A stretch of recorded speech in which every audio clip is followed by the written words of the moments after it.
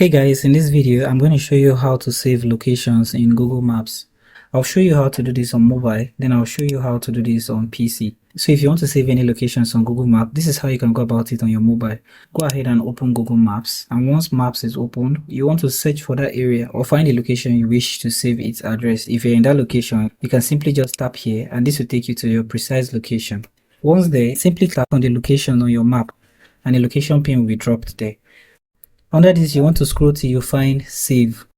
Tap on save, and here you have several options. Now they already created lists that you can use, such as want to go to, favorite, travel plans, and start places. You can select from any of this list, or you can tap on new list if you want to create a new list, which you need to give it a name, description, and choose its privacy. So choose an option, give it a description, and tap on done. This will save the location on Google Maps. Now this also applies to public addresses with their own unique description, such as a restaurant. Now when you tap on the location pin in that section, under the business you'll find save. You can tap on save to get started saving a new location. Once you save the location, you can easily access any location you saved when you tap on you. Tap on the list where the location is saved and you'll be able to see your saved locations. Now on PC, go ahead and open Google Maps on PC. You want to search for the location area, and once within the location area, you can zoom in into the location and simply click on the location on your map. You can easily click anywhere on your map and the location pin will be dropped there.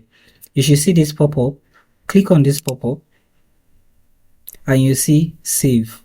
Click on save and you'll be able to add it to your list. You can also click on create new list to create a new list. Choose your preferred option and it will be added to that list.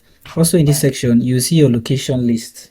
Now to view your location, click on saved and click on favorite. Here you see your saved location. You can also click here to take you to your favorite. Now when you click on the location, you can get direction and many more. So thank you for watching this video on how to save locations in Google Maps. And I hope you found this video helpful.